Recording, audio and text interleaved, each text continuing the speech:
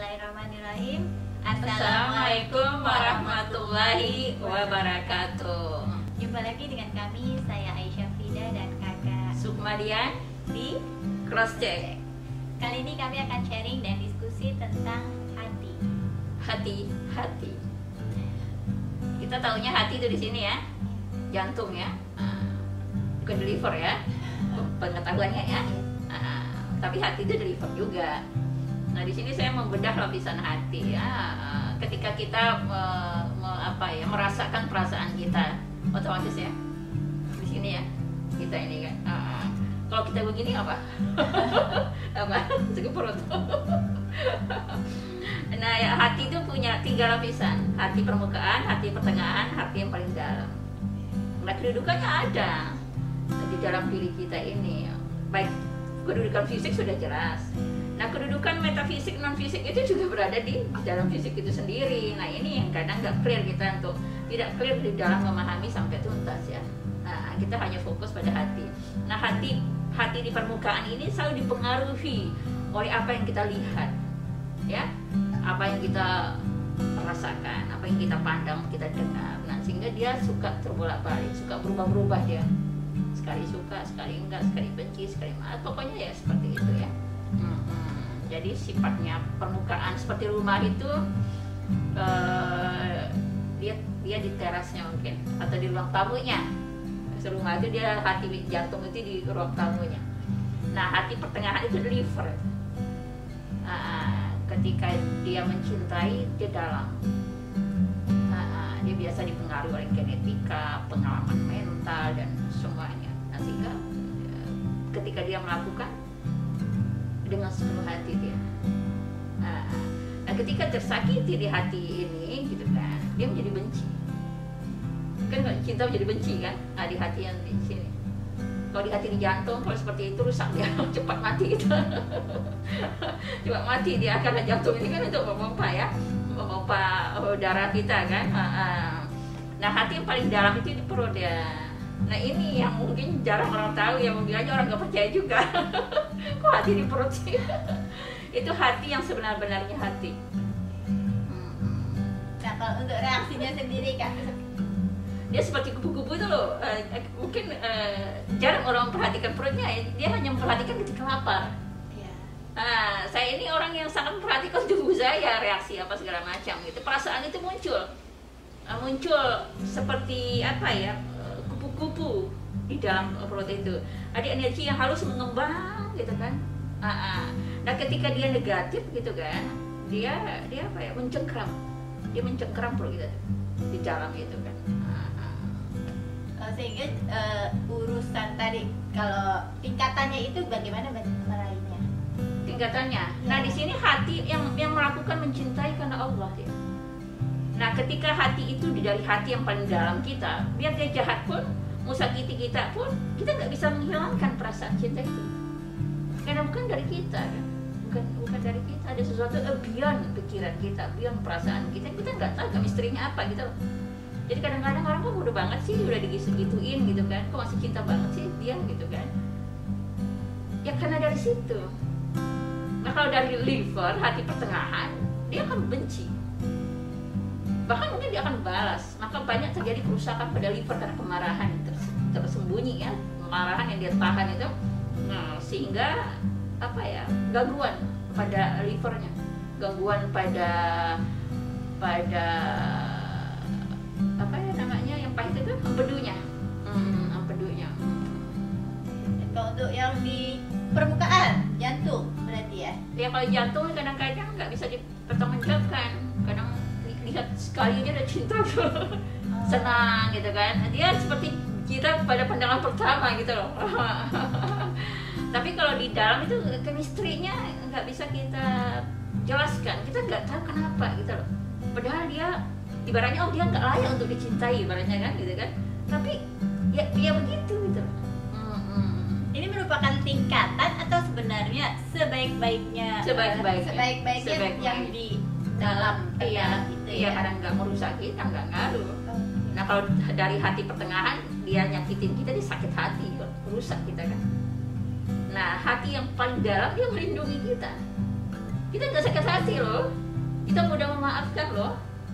Ya sudah lah gitu kan. Tapi masalah tindakan kita, ekspresi kita akan itu berbeda ya. Tapi kita ini bicara masalah perasaan hati kita gitu loh. Nah, itu proteksi kita gitu loh. Sehingga kita nggak punya dendam, nggak punya kemarahan, memaafkan, dan hal-hal yang perlu kita lakukan karena dia bersifat apa ya biar diri kita sendiri gitu. Cinta yang sebenar-benarnya, hati yang sebenar-benarnya, hati yang disebut hati sanubari, hati yang sesungguhnya.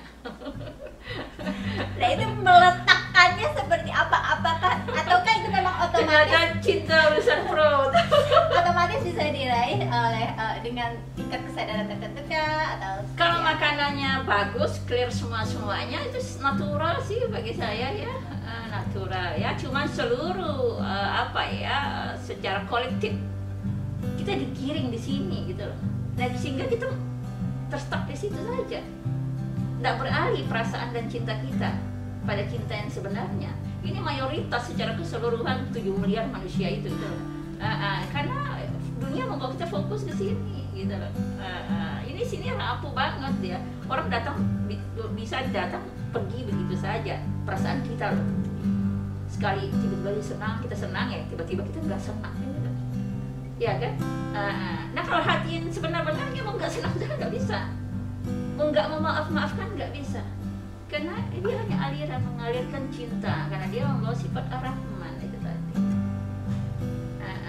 Ar-Rahman dan ar-Rahim itu memancar dari situ. Nah kalau untuk meningkatkannya Kak dari level yang kedua, nafas perut. Nafas perut anak-anak itu kan unconditional love, ya kan? Seperti apapun orang di sekitarnya, anak-anak tuh menerima loh. Seburuk-buruk apapun orang tuanya, anak tuh menerima loh. Ya kan? Yang banyak orang tua yang nggak menerima anak. Karena apa? Nafasnya masih di nafas perut, cintanya masih murni. Dia nggak pilih-pilih kawan. Berkelahi pun sejam kemudian dia membaik. Ya karena hatinya masih terikat pada nafasnya, sehingga daya hidup hatinya yang hidup itu hati yang sanubarinya. Belum beralih ke dadanya. Ketika nafas itu pindah ke dada, hati yang di dada inilah yang mulai emosi, mulai marah, mulai bete. Kan biasa anak-anak remaja mulai begitu ya, karena sudah mulai peralihan, beralihnya nafas itu tadi dari nafas perut ke nafas dada. Peralihnya hati yang sebenar-benarnya menjadi hati ke yang luar. Oh lihat dunia luar loh gitu. Sehingga mulailah tergoda pada banyak hal, senang melihat cowok cakep, cewek cakep dan lain-lain ya. Kalau kita bilang hubungan manusianya yang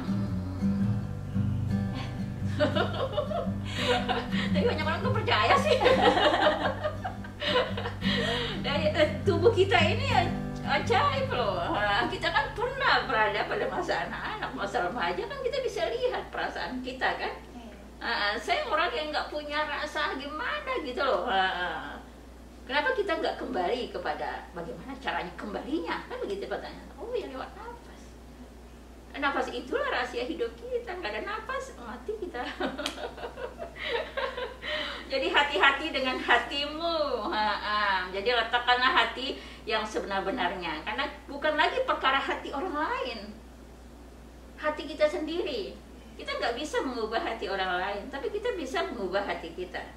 Mengubah hati yang di sini, hati di sini butuh perjuangan ketika dia sudah sakit hati.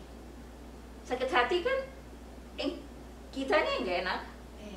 Kan menjadi racun yang mencemari diri kita. Seperti yang dikatakan ketika ada sepotong daging di dalam tubuh manusia kan, ketika dia rusak maka rusaklah seluruh.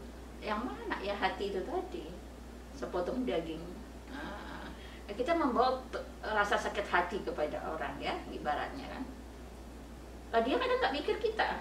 Kalau kita sakit hati setiap hari kan rugi ya. Jadi tanpa mengalihkan, menaikkan kedalaman hati kita itu sangat sulit.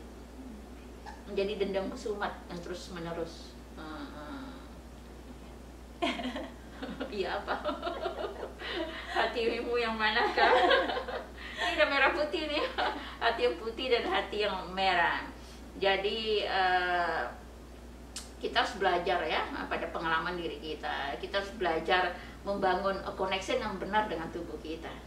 Nah, sehingga perasaan-perasaan kita, pikiran-pikiran kita menjadi terkontrol, terpusat. Ketika pusat kesadaran kita sudah letakkan pada pusat tubuh kita. Nah, kemana atensi kita, ke situ energi itu memusat. Nah, dunia membawa kita untuk memusatkan energi kita pada pikiran kita. Ya kan? Pikir. Jadi di kepala, sedangkan kepala ini menghabiskan 80% stok energi tubuh kita. 80% loh. Coba kalau 80%-nya itu kita pakai untuk di dalam, ya kan? Jadi ketika mengenai perasaan, dunia juga membawa kita untuk meletakkan titik sentrum perasaan kita di sini. Nah, sehingga persoalan hati, perkara hati ini begitu banyak teorinya, begitu banyak tekniknya untuk merilisnya. Hati itu balik lagi begitu, balik lagi begitu. Ini gimana sih seharusnya gitu. Boleh dicoba, boleh dipraktekkan, tidak berhasil cari saya. Mungkin itu teman-teman, sahabat semua, semoga bermanfaat. Dan kadang-kadang saya suka bercanda ya, jangan dimasukin ke hati. Mungkin itu aja, semoga bermanfaat. Assalamualaikum warahmatullahi wabarakatuh. Cross check.